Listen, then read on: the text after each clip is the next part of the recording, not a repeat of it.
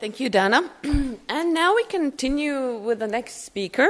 So I'm delighted to ask Francesco Pesce, Assistant Professor of International Law from the University of Genoa, also a lawyer from Italian Bar Association. So please come.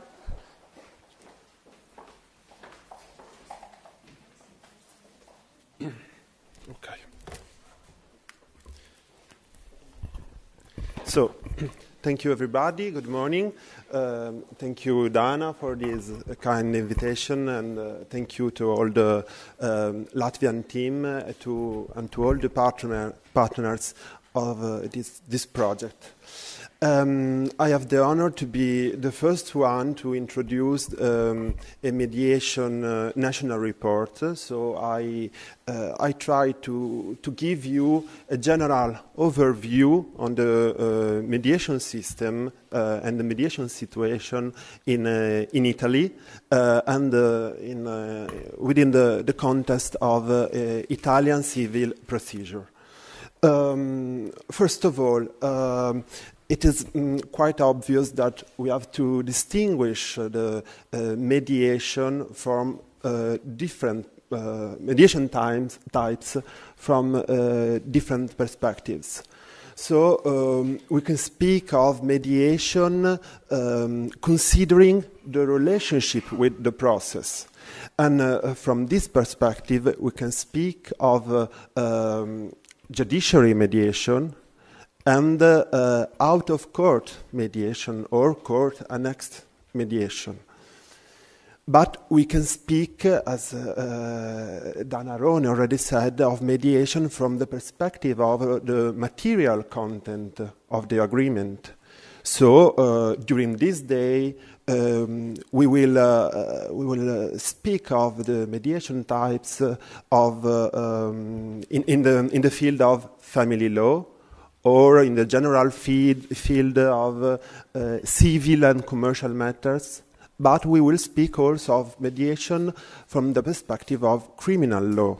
And in each field we find different solutions for the mediation systems.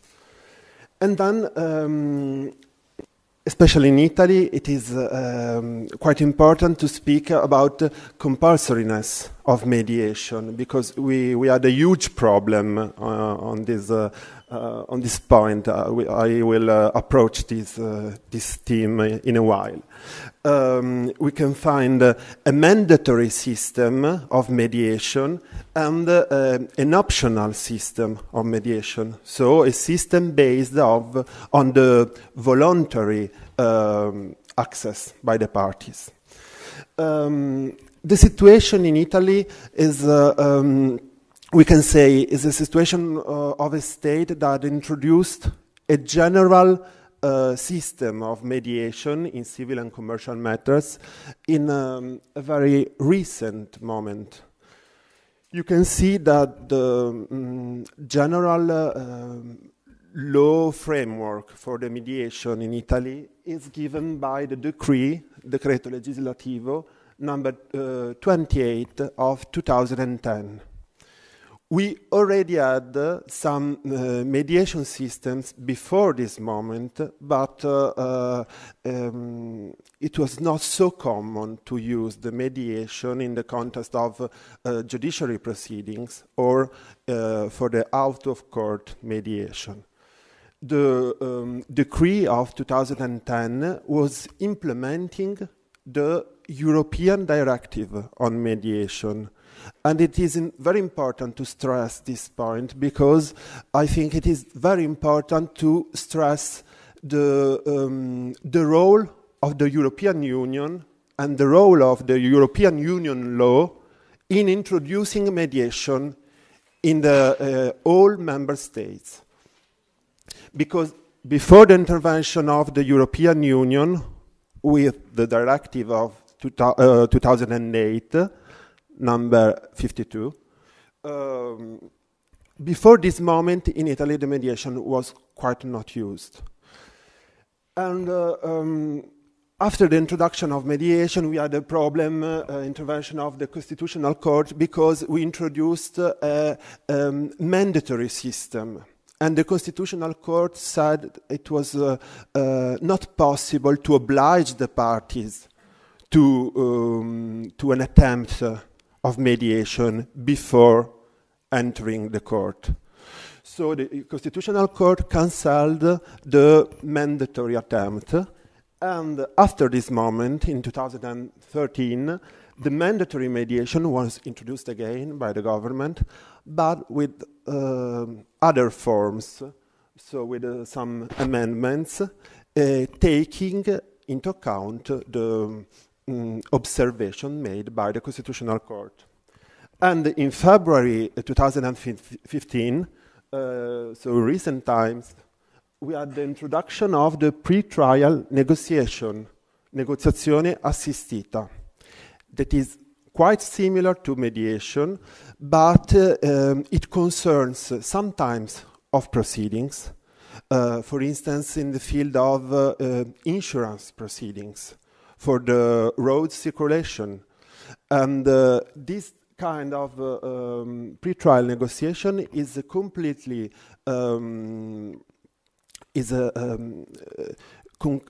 completely taken on by the lawyers.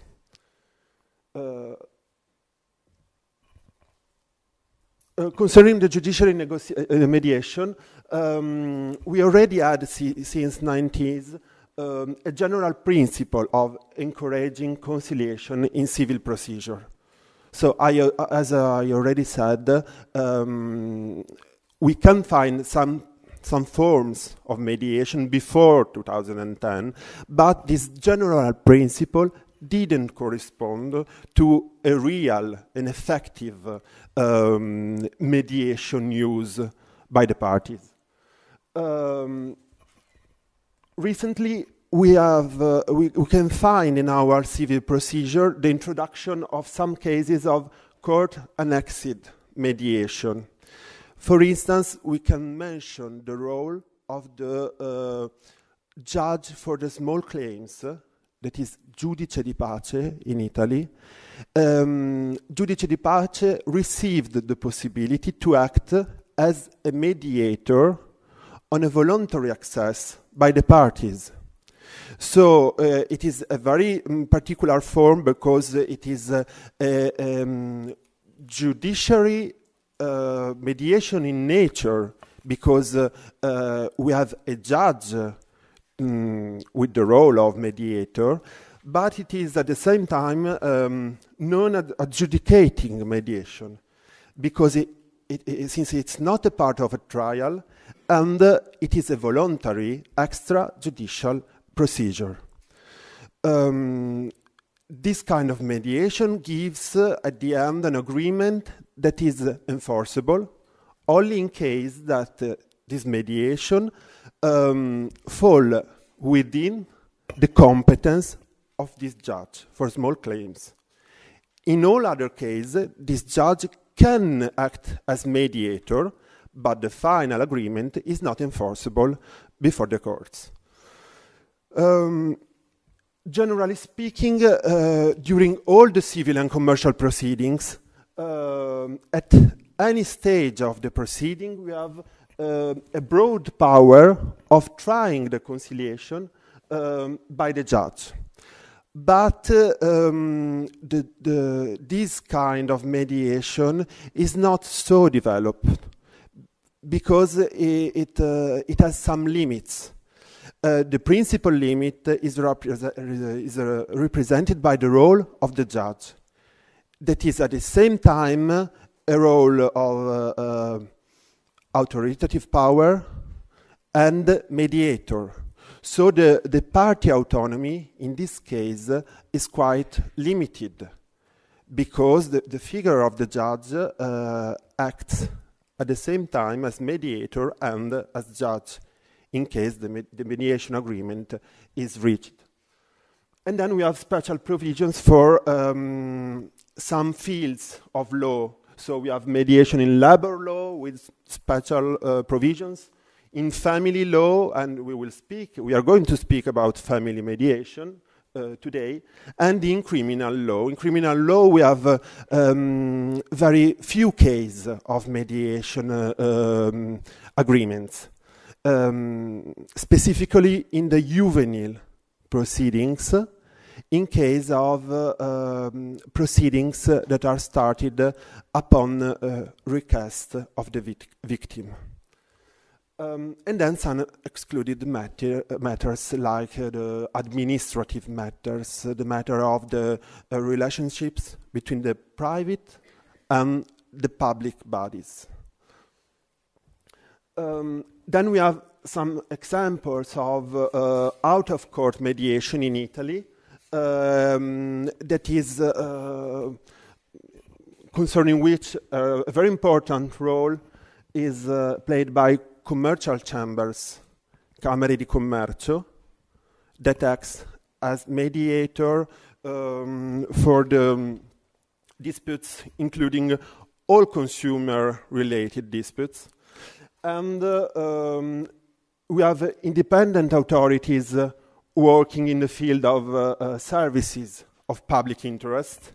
And, for instance, we can remember the role of the independent authority on the communication for all the disputes concerning contract of phone, internet, and so on. And then we have many private registered ADR providers. They are registered by the ministry. I wrote which role for a private mediator and no registered providers. Generally speaking, we can say that in Italy, a private mediator or a no-registered provider can act as mediator, and this kind of activity is not illegal. But a mediation taken on by a private mediator doesn't participate to the benefits that proceeds from a general mediation before a registered ADR provider. I refer to the fact that the final agreement in this case is not enforceable. It is considered a private agreement. And for the mediation agreements, we have some benefits, benefits for the tax system.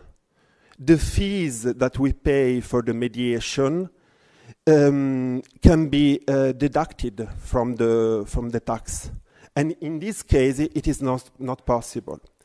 And the most important thing is that the final agreement in this case cannot be considered a condition to access the court when the mediation attempt is mandatory. So I cannot say, I went to a private mediation, so now I can go to the court. But it is, as I already said, it is not illegal, and a private agreement can be reached. The mediation process in Italy, it is very informal. We have, of course, two possible final scenarios. We can have a successful mediation. So at the end, we find a written agreement between the parties and the minutes of the mediation prepared by the mediator. All these documents are signed by the parties and by the mediator, and the written agreement can be enforced by the system of civil procedure. In case the mediation fails, we have in any case the possibility of a non-binding proposal for the solution of the dispute by the mediator. This non-binding proposal, of course, doesn't oblige the parties to follow the solution that the mediation proposed, but there's a possible consequence. if the parties refuse the non-binding proposal and then the judge at the end of the ordinary process arrives at the same solution, the winning party have to pay the fees. So the general rule that losing pays doesn't apply, because the winning party refused in a first stage the mediation agreement, that is, it is equal to the final solution of the dispute, and so in this case the winning party has to pay the fee and the expenses of the legal proceedings. At every stage of the mediation proceedings, parties could ask or the mediation could give a non-binding proposal, so in every moment, and the presence of a lawyer, so a legal consultant, is not strictly necessary, but of course it is very useful for the parties. Finally, the decree number 28 provides for specific rules of conduct for both the judge and for the appointed lawyer, because both the judge and the lawyer have to advise the parties on the possibility of mediation and to the benefits proceedings from a written agreement on mediation, the tax benefits and so on, the possibility to have a solution very quick, because the proceedings in Italy are very, very long. So mediation is a possibility to have a solution in a very few months. That's all. Thank you very much.